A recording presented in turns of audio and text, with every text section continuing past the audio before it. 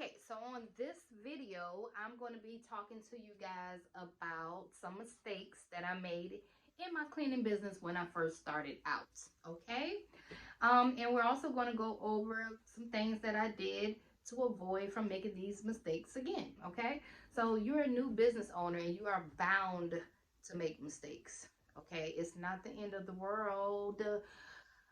I do coaching calls with people all the time, and when those mistakes happen, some of y'all are too hard on yourself. Trust me. You probably went through some of these same mistakes, or you're probably going through some of these same mistakes right now. So I just want you to know that it's normal. We're cleaning business owners, and we are bound to make these mistakes. All right? Let's go. The first mistake I want to talk about that I made in my cleaning company is not following up with my clients. Yep, that's right. So when I first started out, I started to get real busy. I just remember I had a contract over here, a contract over there.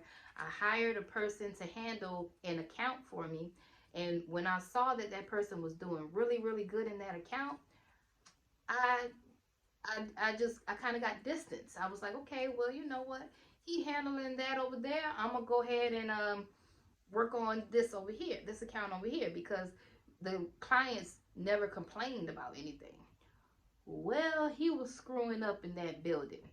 And I didn't know because I did not follow up like I was supposed to. Okay, so being that I didn't follow up, I ended up getting a call later on down the line with we decided not to go with you guys anymore. And I was like, why not? And they was like, because they had a whole list of things that he wasn't doing in the building, and they weren't happy.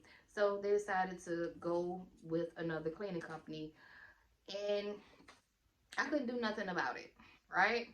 So that was one of the mistakes that I made. Now we have implemented a system where I have an assistant that calls our new properties and does follow-ups on a weekly basis with people.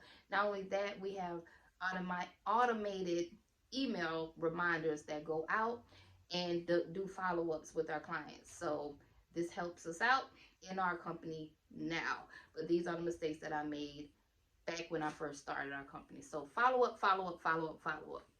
Number 2. Okay, so number 2 is not having a service agreement. See, in the beginning, I didn't even know what a service agreement was. I just wanted to win a contract. So I would go out there, I would win contracts, and I found myself signing contractors agreements with these companies, and everybody had an agreement for me, but I didn't have anything to push back to them for them to sign with all of my policy on there and my demands and our company structure and values and stuff like that. So you need a service agreement, something to protect you. The reason why they make you sign a piece of paper is that piece of paper is to protect them on their end. Okay, so I'm pretty sure they have it rigged up to where it has all of their policy and their demands and stuff inside of their contractor's agreement that you have to sign when you go on with some of these bigger companies. Okay, so one of the scenarios that I went through was I ended up losing a contract really, really fast after I paid a lot of money for insurance. I went through a compliance company, I had to pay $100, all of this stuff, and then I ended up losing the contract. Had I had that service agreement, I could have put them on like a yearly contract to where they couldn't just get rid of me like that. Like we would have had to work it out in some kind of way. Not only that, but your service agreement, very lucrative because you can put down your scope of work, everything that you're supposed to be doing for that client inside of that service agreement, so they can't come back later on down the line and say your cleaners didn't do these big large windows for us front and back, they didn't get clean. And then you could just revert back to the service agreement and say we didn't agree to doing big large windows in this service agreement.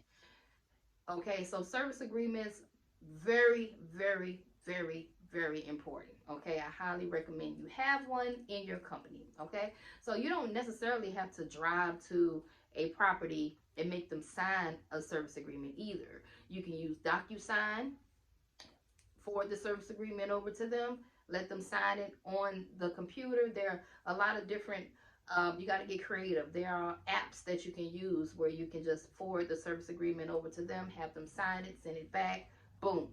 But that's what every company needs, I feel. Service agreement, I don't care how small the contract is or how big it is. You need to have one, okay? Number 3. Okay, so number 3 is not staying compliance with my insurance. I talked about this before, and I'm going to keep talking about it so that you guys can make sure that your business insurance does not collapse. Okay, make sure it does not expire. Make sure you are making your payments on time and all of that. Okay, it's very important, because there was a time when a property would not pay me my money until I sent them a new COI, which stands for Certificate of Insurance. Okay, so I had to send them an updated COI to prove to them that I am paying my insurance. It is updated. We good. If something happens, you guys are still covered. Okay, so if I didn't have that to send to them, they weren't going to pay me. They were holding my checks, and then I had people to pay, so it was a big mess at the time, but I wasn't keeping up with the compliance part. So now I have my assistant here. She actually goes and she makes phone calls for me just to make sure that we are in compliance with all of our companies and our insurance brokers. Everything's up to date. Okay, so stay in compliance with your insurance. Number 4 is commingling your accounts. This is one that a lot of new business owners do all the time. So you're a new business owner and you have a business card. You're supposed to have a personal card as well, but sometimes as the business owner, you feel like since you are the business owner, you can swipe that card whenever you want. So you find yourself going out to eat with your business card and buying baby Pampers and going to Walmart and just buying family stuff and business stuff, and you're just mixing the two. You're supposed to keep it separate. You're supposed to have a business account and a personal account. Pay yourself. When you pay yourself, you use your personal account and you can do all the personal stuff with that. Only use business account for business things. Okay? Very, very, very important. And this is one of the mistakes that I made during tax time. It was just a whole mess because I was commingling my accounts.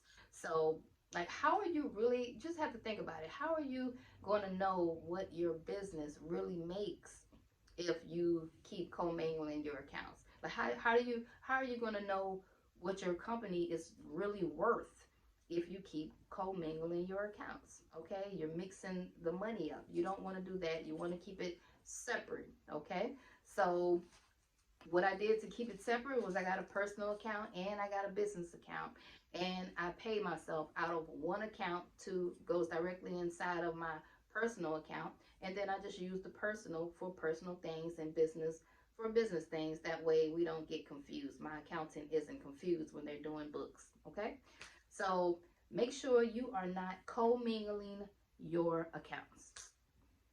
Number 5. So number 5 is not having a checklist. Yeah. So I noticed that in the beginning, I didn't have a checklist. We actually used to just clean the apartment and leave, which is really, really bad. Because every time we would do a job and leave, we would get in trouble. They would find something wrong and call us back. Or they just wouldn't call us back at all. They'll just search for another company. Okay, so the checklist was very, very important, right?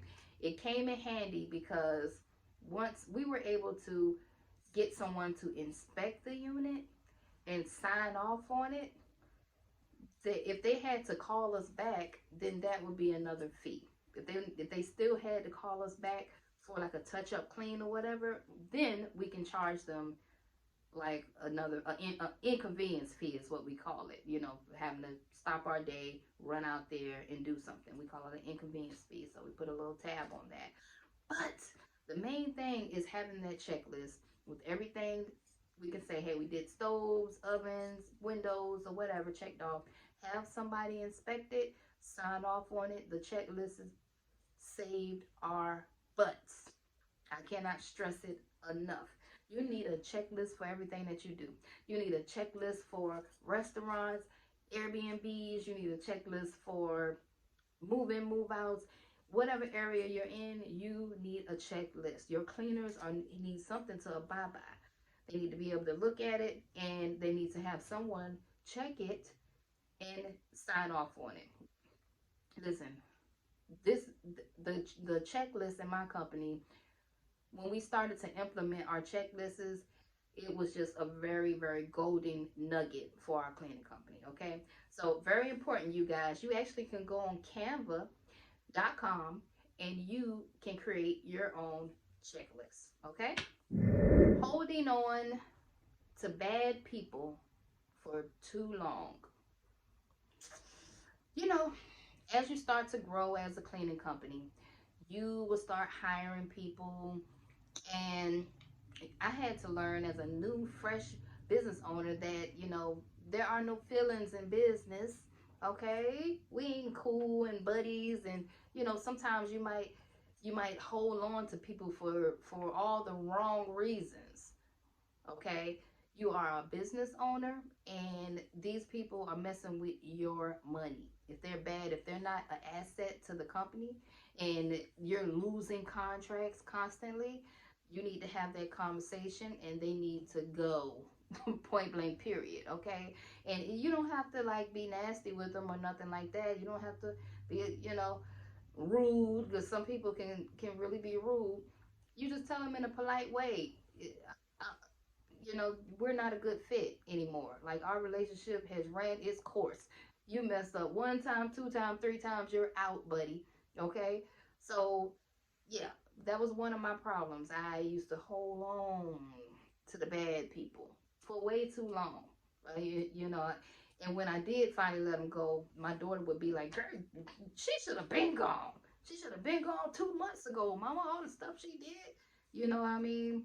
So that was another problem, holding on to people for too long.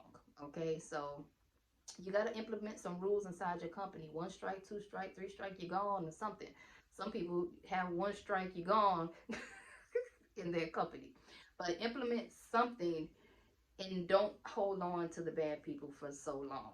You gotta let them go. Okay. Number 7. I know a lot of people go through this same thing, and it is not being organized. I know I'm not the only one. Okay.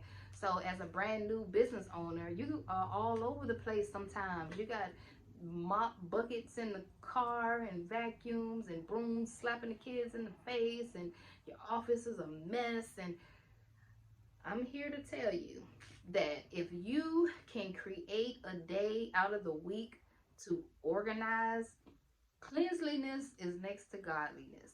A clean office equals a clear mind, if that makes any sense to you. Keeping your supplies and stuff organized, whether you have to get a storage or you just have to take a day out of the week to clean your car and keep it clean with all your supplies in it or whatever. Listen, staying organized is a big, big, big jewel to being a successful business owner. I notice me moving further and further in my company, the more organized I can stay. As you can see, we got this big calendar on the wall. Yep, I got it from Staples, okay? And the reason I decided to get it was, you know, we're not going to remember everything. As humans, you're not going to remember everything. You know, as a business owner, you got a lot going on. I got family stuff going on. I got doctor's appointments I got to remember. I have my spouse, you know, I have birthdays. I have a lot of things going on in my world. So I need to stay organized. I need calendars. I need reminders, you know, going on. So staying organized. That was one of my main things that I couldn't stay organized. So what we do now is I have my son, he cleans my car out for me, you know, and organizes all of my supplies and stuff in there. Not being organized was a big one for me. So yes. Moving right along, number 8. Okay, so moving right along, we're going to go into controlling your emotions. Number 8 would be controlling your emotions. So you are a business owner. You're going to go through things with your employees. You're going to go through things with your contractors. And you're going to go through situations with your clients where they might just piss you off. Okay? So this is something that I had to learn as a new business owner, how to control my emotions, because he who controls your emotion controls the person. Okay? So I had to learn all of these different techniques on how to woosah sometimes, you know, and not let someone pull me out of my bag. So that was one mistake that I made in my cleaning business. What do I do? What do I do to control my emotions? One of the things I do is I like to go to the gym. I like to take walks. I like to meditate. Meditation is wonderful. Sometimes you just need to take a break and just breathe in, breathe out 10 times. Okay? So those are a couple of things that I do to kind of, you know, but just remember, it's all a mind thing. It's in the mind. Okay? Don't let nobody pull you out of your bag. You're a business owner and you're trying to grow to 6 and 7 figures. You ain't got time for that. Okay? Moving right along. 9 is not keeping up with my invoices. Now I know you might say, isn't that what the accounting software is for? Yeah. So we have accounting software. I use QuickBooks, okay? So what I mean by not keeping up with invoices is, or payments, I might as well say, we've had clients not pay, okay? And in QuickBooks, it will say this person owes $2,000. This person owes $5,000, okay? And you have to keep up with it. So you have to send them what's called a agent report. This is what we started to do. Send them an agent report. Let them know, hey, y'all ain't paid us for all of this. When can we inspect our money? Okay. And when I was running everything myself, my office work and cleaning, you can get behind. You're not going to remember $100,000 worth of work. You're not going to remember who owes you, you know, and you're paying people and stuff like that. So not keeping up with who owed me money ended up being a very bad thing in my company. Okay. Very bad. Because at the end of the year, we pull up this big old list of all these people that owed all this money. Okay. And some of the money we still didn't get paid. Okay. So it ended up being pretty bad at the end, but it was a learning experience that I went through. That's why I'm talking about it now. Stay up on top of your invoices. Look inside your QuickBooks or whatever software that you're using and see who owes you money. Okay, and then you need to develop a system that sends them an agent report or sends them an Excel or something that says, hey, you guys owe these. When can we be expecting this payment? Okay, so that was another big one for us, not keeping up with invoices. Okay, and last but not least, cash flow. I had a bad cash flow problem in the beginning. Okay, so the main thing you want to do is if you have a staff and you're like hiring and you got like 4 or 5 people helping you out, you need to learn your cash flow pattern. You need to learn when your checks are coming in, how much is going out. You know, it's going to start getting a little technical the more money that you're making. And also, you need to make sure you're not overworking people. Like, you might have, if you only have $5,000 in your account, you need to only be working people up to $5,000. So the problem comes when you work people over what you may have in your account and not be able to make payroll because you're not keeping up with when money is going to fall in the account. Okay, so anyway, you need to get an accountant, and make sure you have an accountant, and make sure you have a bookkeeper to help you out with these things. A great person that can go over your books with you and say, hey, you know, I think that you should do this, or, you know, structure your company better this way, or whatever, and give you some great advice on that. So that was one of our biggest problems, was cash flow, because we weren't paying attention to it. As new business owners, we're all over the place. We're cleaning toilets, and we're taking phone calls, and we're trying to train people, and we're not really keeping up with the cash flow part. So that was another big mistake that I made in my cleaning business in the beginning. Okay, that's my video. Those are my 10 mistakes that I made when I first started my cleaning company. What mistakes did you make in your cleaning business, or what mistakes are you still making? Can anybody relate to any one of these mistakes? List down below. I want to hear it in the comments. And let me know what mistakes that you guys made. Maybe we can learn from each other. Okay, until next video.